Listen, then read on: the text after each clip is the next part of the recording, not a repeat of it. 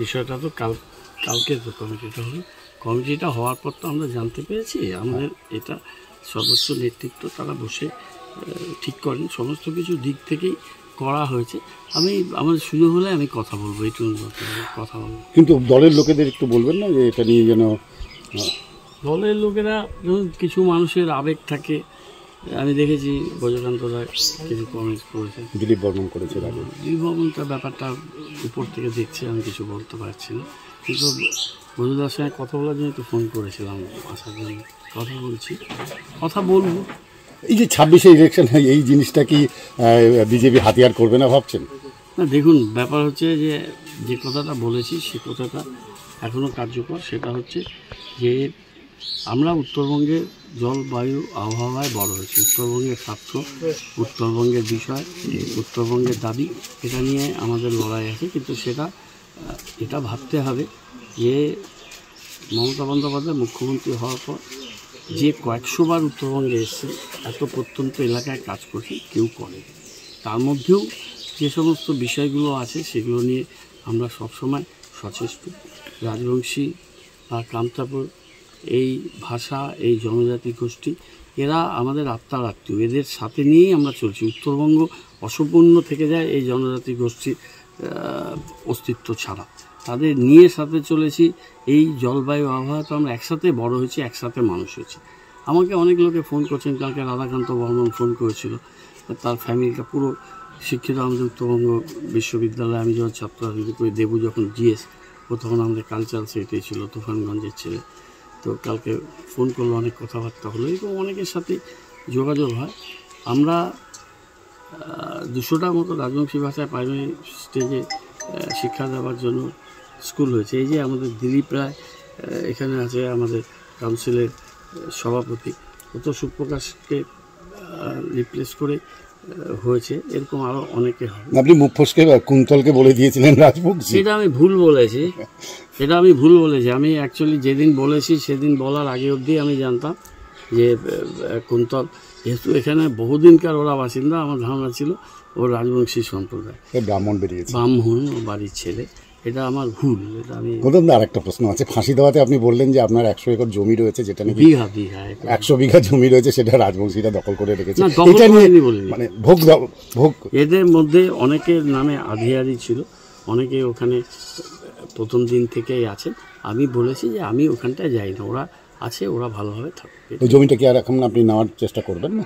নেওয়ার চেষ্টা এতদিন করলাম না, এখন তো আমারও বয়স হয়ে যাচ্ছে, আমি যাই না। সেদিন ওদিকে গেছিলাম, দেখলাম ওদের সবার সাথে চেনাশোনা আছে, গোয়াবাড়ি যতে তৃণমূলের পঞ্চায়েত আছে, ওদের সাথে কথা হয় আমার।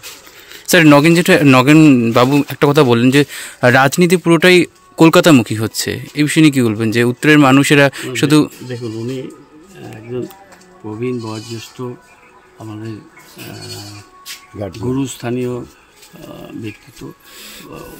আমার মনে নেই, ওনার মনে আছে, মানে তখন তো রাজনীতির আমি একেবারে নবীন, জাস্ট কলেজ পাস করে প্রফেশনে গেছি, তখন উনি আমাদের বাড়িতে গেছেন। বহুদিনকার আগের কথা, 40-45 বছর আগেকার ঘটনা উনি বললেন।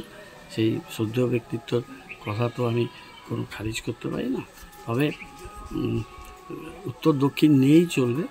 মমতা বন্দ্যোপাধ্যায়ের একটা বিশেষ নজর উত্তরবঙ্গের মানুষের প্রতি আছে, রাজবংশী সম্প্রদায়, কামতাপুর নিয়েও যারা কাজ করে তাদের প্রতি আছে। সেই সময় আমাকে দিয়ে উনি কিছু কাজ করিয়েছেন, যেটা আমাদের রিপোর্টার উনি বললেন, জানে এই একাডেমিগুলো গড়া, ডেভেলপমেন্ট বোর্ড গড়া, এই প্রত্যন্ত অঞ্চলে আর্থসামাজিক অবস্থা সেগুলো উন্নয়ন করা, অনেক মানুষকে নিয়ে গিয়ে ওখানে আমরা কথা বলেছি, আলাপ আলোচনা করেছি, সব কিছু করেছি।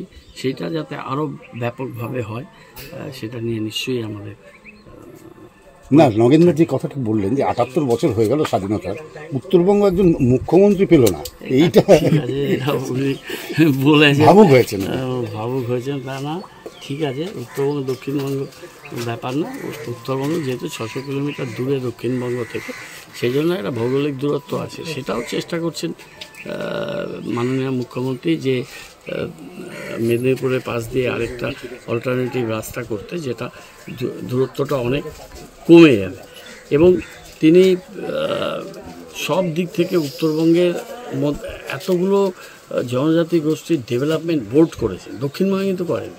আপনি যদি ইতিহাস দেখেন, রাজবংশী কামতাপুর একাডেমি, তারপরে পাহাড়ে এতগুলো, আমার তো অত লিস্ট মনেও নেই, প্রায় মানে 18-20টা হবে, নবসূত্র বোর্ড, কালচার বোর্ড, এই সব বোর্ডগুলো কিন্তু উত্তরবঙ্গের মানুষদের করা হয়েছে। এরা তো এক একজন স্পেসিফিক দায়িত্বে ক্ষমতাবান ব্যক্তিত্ব, তাদের কি কাজ হবে সেটা বিসিডব্লিউ থেকে কিন্তু নোটিফিকেশান করা হয়েছে।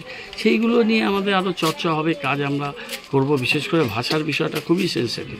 উনি যেটা বলেছেন যে আকাশবাণী এবং দূরদর্শন, ডেফিনেটলি আমি চিঠি লিখব এবং আমাদের রাজ্য সরকারের সাথেও কথা বলবো, যাতে দিল্লিতে, এটা তো দিল্লি ডিসিশন হবে, ডাইরেক্টর জেনারেল আকাশবাণী আর দূরদর্শন এবং প্রসার ভারতী, তাদের সাথে যাতে কথা আমাদের সরকার থেকে হয়, এবং আমি মেয়র হিসাবেও পাঠাবো এবং চিঠিও দেবো, এবং আমি এটা মুখ্যমন্ত্রীর দৃষ্টিগোচর একটু পাবলিকলি করবেন।